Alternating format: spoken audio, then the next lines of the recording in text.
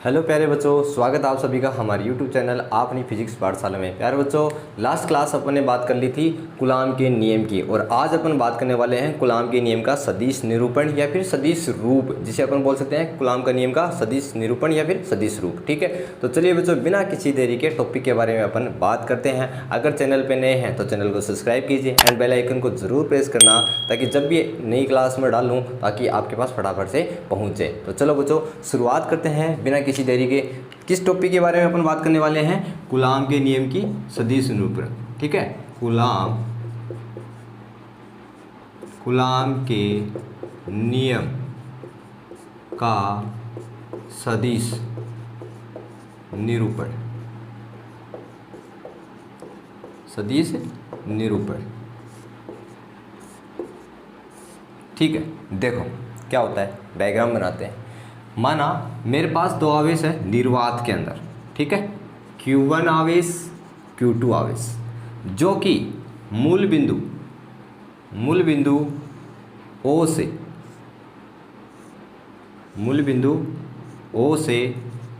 R2 vector और R1 vector पर क्या है, स्थित है। माना निर्वात के अंदर दो आवेश है Q1 व Q2, ठीक है, जो मूल बिंदु O से R1 वेक्टर व R2 वेक्टर दूरी पर स्थित है, या फिर आप इसे पोजीशन वेक्टर स्थिति सदिश भी बोल सकते हैं, कोई दिक्कत नहीं है। ठीक है, फिर दोनों के बीच की बात कर लेते हैं। अब मैं दोनों के बीच में अगर चाहूँ तो मैं इसे R वेक्टर भी ले सकता हूँ, कोई बड़ी बात नहीं है। ठीक है, क्योंकि मेरे को यहाँ पे नई स्थिति सदिश मिलेगी। अब देखो, जब आवेश Q1 Q2 पे बल लगाता हो तब लगने वाले बल की जो डायरेक्शन होगी वो कौन सी साइड होगी, इस साइड होगी। ठीक है, जिसे मैं लिखूंगा F21 वेक्टर। फिर Q2 आवेश Q1 पे बल लगाता है, उस टाइम मैं इसको लिखूंगा F12 वेक्टर और इसकी डायरेक्शन कौन सी साइड होगी, इस साइड होगी। अब सर आप बोलोगे सर ये बात आपने कैसे लिखी है, तो इसका कहने का मतलब ये है कि जो फर्स्ट के सापेक्ष सेकेंड पे लगने वाला बल, फर्स्ट के सापेक्ष सेकंड पे लगने वाला बल, ठीक है, Q2 आवेश के कारण Q1 पे लगने वाले बल की डायरेक्शन कौन सी साइड होगी, उस साइड होगी। Q1 आवेश के सापेक्ष Q2 पर लगने वाले बल की डायरेक्शन कौन सी साइड होगी, इस साइड होगी। फिर इन दोनों के बीच की दूरी की बात कर लेते हैं। अगर मैंने इसके सापेक्ष इस पे बल लगाया है तो उसकी डायरेक्शन इस साइड होगी और उसे मैं लिखूंगा R12 वेक्टर, और जब मैं इसके कारण इस पे लगाने वाले बल की बात कर रहा हूँ तब इसकी डायरेक्शन हो जाएगी R21 वेक्टर।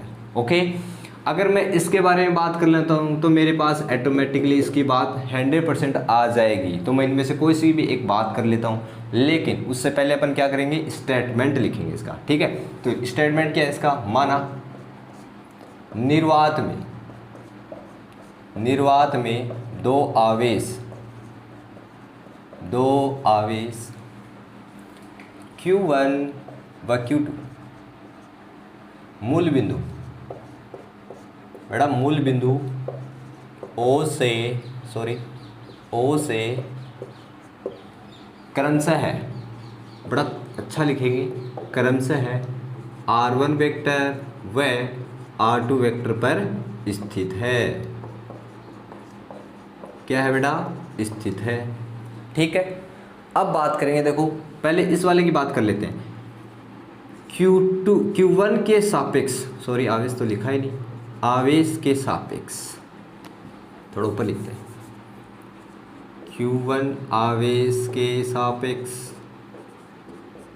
ध्यान देना जरा, सापेक्ष Q2 आवेश पर लगने वाला बल त्रिभुज के सदिश नियम से जो आप लोग पढ़ के आए हैं 11th क्लास के अंदर। ठीक है, अब इसके साथ ही मैं बात कर लेता हूँ। देखो, किसी भी चीज़ का आप लोग वेक्टर निकालते हो तो एक तो उसका परिमाण, साथ में क्या लिखते हो, उसका कैप। ठीक है, और अगर कैप का फॉर्मूला लिखते हो तो क्या लिखते हो, ए वेक्टर बटे में ए का क्या आता है, परिमाण आता है। क्या ये सब आप 11वीं क्लास में पढ़ गए हो? बिल्कुल पढ़ गए हैं। एकांक सदिश की जब परिभाषा लिखी जाती है तो वहाँ पे ये फॉर्मूला लिखा जाता है। तो इसी के बेस पे अपन इस पे लगने वाले बल की बात कर लेते हैं, लेकिन उससे पहले मेरे को किसका मान चाहिए? इसका मान चाहिए, जो कि देखते हैं कि सदिश नियम से कैसे आता है। देखो सबसे पहले अगर मैं R2 वेक्टर का मान निकालता हूँ, अगर मैं इसका मान निकालूँ तो इन दोनों को मैं क्या करके लिख दूंगा? जोड़ के लिख दूंगा। तो R21 vector plus R1 vector, मेरे को इसका मान चाहिए, मैं इसको ऐसे लिखूंगा। फिर ये वाली बात इधर चली जाएगी, तो R2 वेक्टर माइनस का क्या आ जाएगा? R1 वेक्टर आ जाएगा। मतलब इसका मान मेरे पास क्या हो गया? आ गया है, बिल्कुल आ गया है। अब देखो या फिर कूलाम के नियम से ले लेते हैं, कूलाम के नियम से। और कूलाम का नियम क्या कहता है? दो आवेशों के बीच में तो लगने वाले बल की बात करते हैं। तो कूलाम का नियम से आवेश Q1 के सापेक्ष Q2 पर लगने वाला बल क्या होगा? F21 वेक्टर, ये वाले की बात कर रहा हूँ मैं, equals to 1/4 pi epsilon naught Q1 Q2 बटे में R का वहाँ पे क्या था? स्क्वायर था। अब यहाँ पे लग जाएगा वेक्टर, और क्या लग जाएगा? 21, और इसके साथ में मैं लगाऊंगा क्या? कैप, क्योंकि मैंने बोला मैं इसके बेस पे चल रहा हूँ। मैं यहाँ पे एक तो लगाया मैंने वेक्टर, अगर वेक्टर लगाऊंगा तो मैं परिमाण लेके आऊँगा, परिमाण के साथ साथ क्या लेके आऊँगा? कैप लेके आऊँगा। कैप का मतलब यहाँ पे ये है, यहाँ पर R21 वेक्टर सदिश का R21 कैप एकांक सदिश है, और एकांक सदिश का मतलब समझते हो ना आप लोग? एक ही दिशा में, ठीक है। इसको मैंने दे दिया इक्वेशन फर्स्ट। अब सेकंड वाले की बात कर लेते हैं, Q2 के सापेक्ष। इसी प्रकार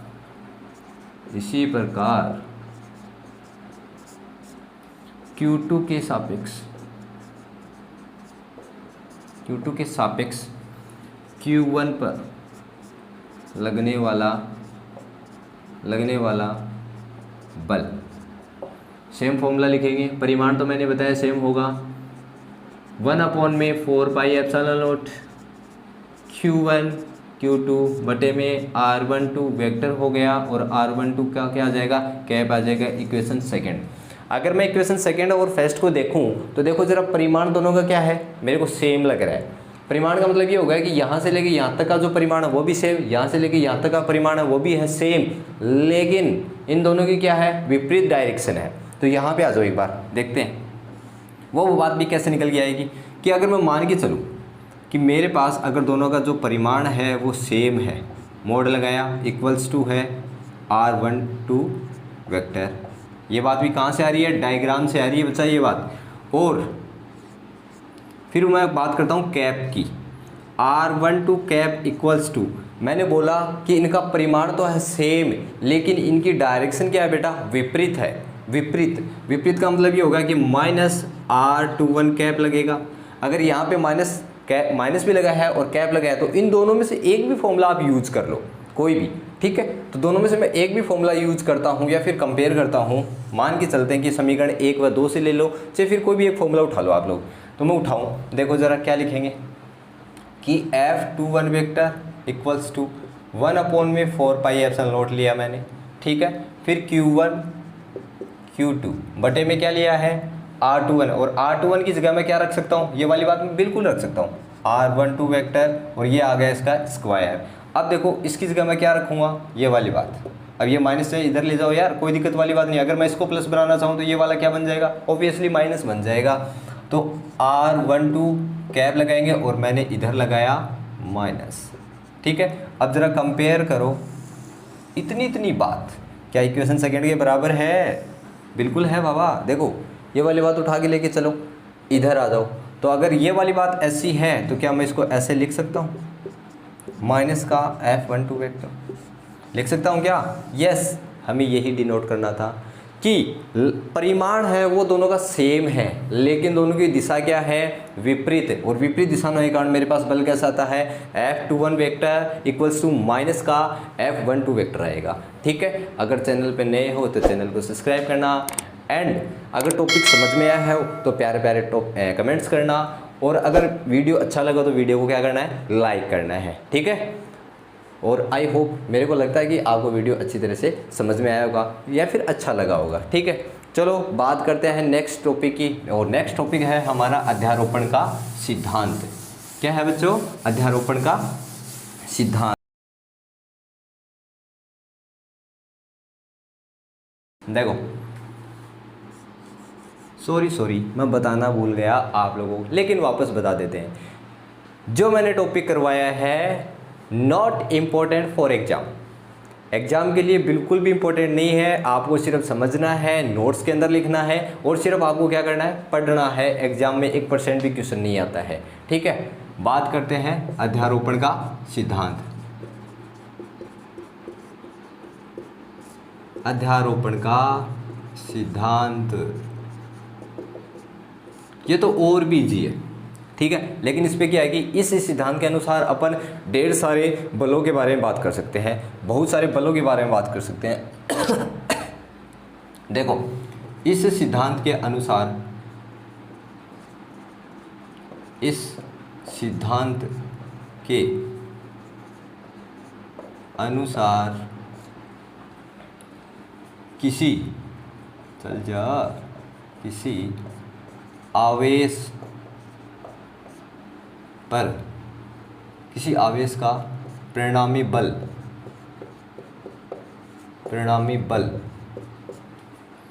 अलग अलग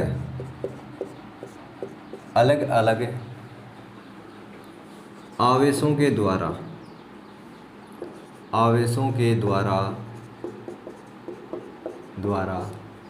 लगाए गए